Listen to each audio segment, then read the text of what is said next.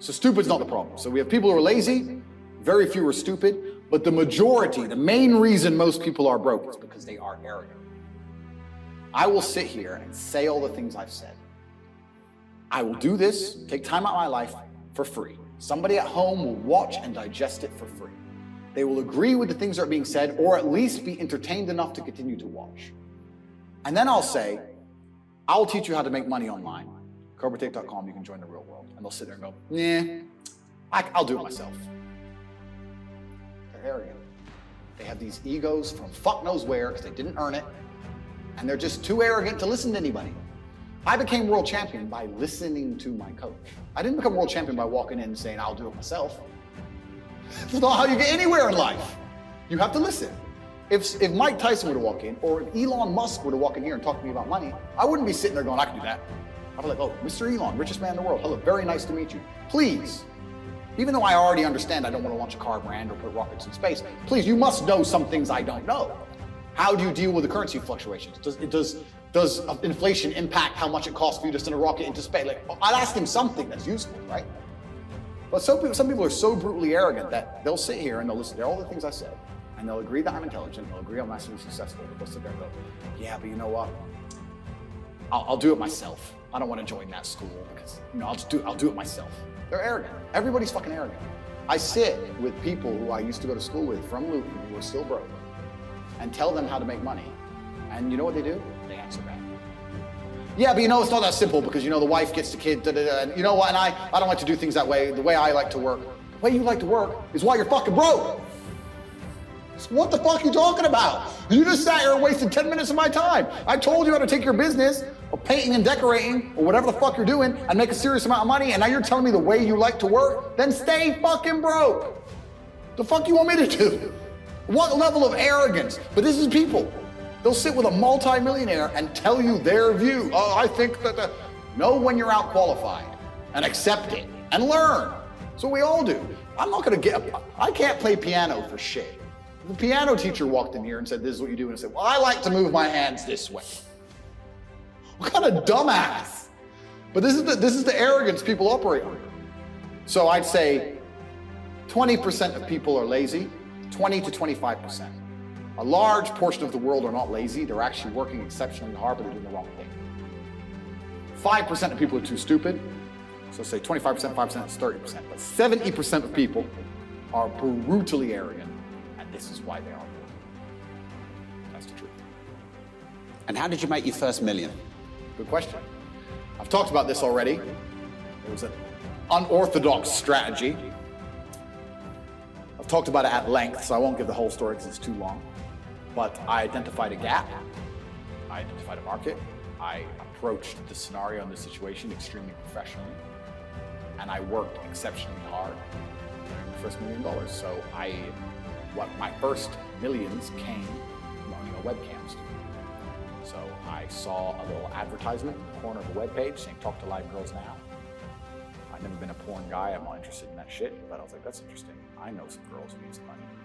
Boom, boom, boom. I put together this apparatus, extremely professional. No fucking sexual misconduct, no Dan Bilzerian, no threesomes, nothing.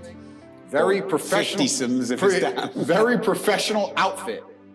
And I used all my business knowledge and all my life knowledge, and I applied it. I worked 22-hour days, I would say. I got to the point where I was so tired, that I'd say, you know what, give me 20 minutes. And if I could hear the alarm go off, I'd get up. Sometimes I just slept clean through it. I slept an hour or two. For months and months and months, and I built an empire. I built an insanely large empire.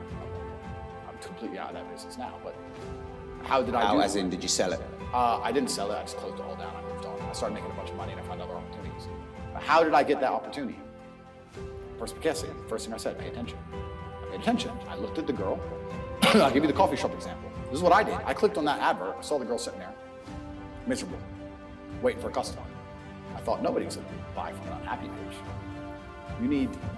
The men who are paid are trying to escape an unhappy life, or they wouldn't be doing this shit. So when I got my girls online, smile. Happy girls get paid. That was the token. That was the slogan.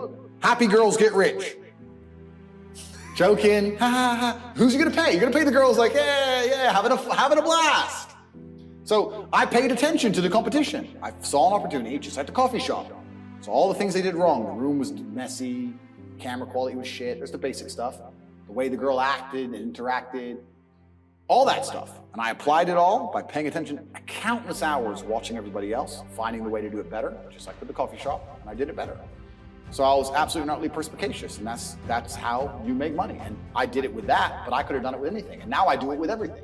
The story of me sending a text message via my network and having a coffee shop is a true story. I don't think I've been in there maybe twice. I don't go. And I have mechanisms in place to make sure I'm not robbed too badly, because unfortunately a little bit of cash goes missing. But everything's in place and it makes me money. I don't think I've even drunk my own coffee. So I identified, I put together a list. It needs to be like this, like this, like this, like this, like this. I have competent people who work for me, which is very hard to find, but I do. They understand to follow the doctrine to the doctrine, and I'm getting money into a bank account. That's it. And you can do that with literally anything if you have a strong network and you pay attention. You can do it with anything. Even podcasts. We're doing a podcast right now. You guys are already big and successful at this. I'm telling you, you can look at the biggest podcasts in the world and still see what they're doing right, what they're doing wrong. That's the game. That's the game. And then you have to outcompete everybody else. And what's your net worth now? You know what's? It's kind of funny because Is that sigh? That's the shittest question so far on this show. No. It's I don't actually really know, because they say if you don't know what you've got, they say if you know what you got, you ain't got much, and it's so fucking true. I don't know how much that coffee shop is worth. I know what it makes me roughly a month. I don't know what I can sell it for. I can guess now, like if I put a 6 times multiplier on it, you know, I could guess. But then, what am I doing for every property? How much are all my properties worth? Fuck knows. Different than when I bought them. So the price has gone up, down. I don't even check. Don't know. So how much are the property worth? I can guess. How much the business is worth? I could guess. How much is my brand worth? If I put my name to something, it sells. I've been offered $50, $60, $70 million to sell junk to children, which I wouldn't do because I have too much morals. How much is my brand worth? I'm the most Googled man on the fucking planet. God knows. Like, I couldn't guess. I would guess that because there's different metrics of measuring the value of, say, a business, sometimes they'll put a 3 times multiplier on it, sometimes they'll put an 8 times multiplier on it. Let's put it this way. Hustlers University, 175,000 students, was doing about $13 million a month profit. That's an online educational company. Online is the future. Education is the future. It was seamless, fantastic, outcompeted Oxford, Cambridge, everybody. It was the best school on the planet. Not just because we had 175,000 students, because we retained 175,000 students. That's the key. 175,000 people were making more money than they invested in. There's no other platform on the planet that can do that. We had no competition. There was no other online digital learning platform that was even 1% as close. We were the largest online digital teacher platform on the planet. And everybody wants to make money. So everybody wants to join. Male, female, rich country, poor country. That's $13 million a month that was doing. So what's that? 120, $130 million a year? 8 times multiplier? What's that worth? 800 million by itself? Like, depending how you want to estimate it, I can sit here and say I'm worth $200 million or $1 billion. I could be a billionaire with net worth, things I own, things I'm in control of. Depends on how you want to analyze it. So the reason I sighed is because I don't have a clue how much money I'm worth. I don't know. I know that if I want shit, I get it. I know that the world is effectively free now. I'm at a point of money where I never, ever contemplate the price of anything ever. The whole world, the only way I can explain being ridiculously rich is that everything is completely free. So if you want something, even 1%, even if you want something a little bit, the cost is 0% consideration. So I have 30 cars. I tried to stop at 10, but the car owners know I'm gonna buy them, right? So they decide to launch a new Lambo. They text me and go, hey, new Lambo.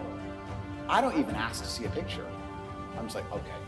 Because I'm not gonna notice the money going missing. So why not at least, I might only glance at it for 3 seconds. I may never even drive it. I might just go, oh, it's all right. That's worth the money to me because the money is worth nothing. So the whole world is free. If I want coffee, it's like I buy and do things like the same way a person not even buys coffee, like a penny sweet. It's just like, oh, fuck it, all right. It doesn't mean anything. I can't explain it. I don't have a clue how much money I'm doing. I don't know. That's the answer. I don't know. I just know I can have whatever I want. Hey, before you go, if you want to watch the full uncut interview with Andrew Tate, no holds barred, like you've never seen before, you can watch it here. And before you go, make sure you like the video, subscribe to the channel and turn the notification bell on. And remember, if you don't risk anything, you risk everything.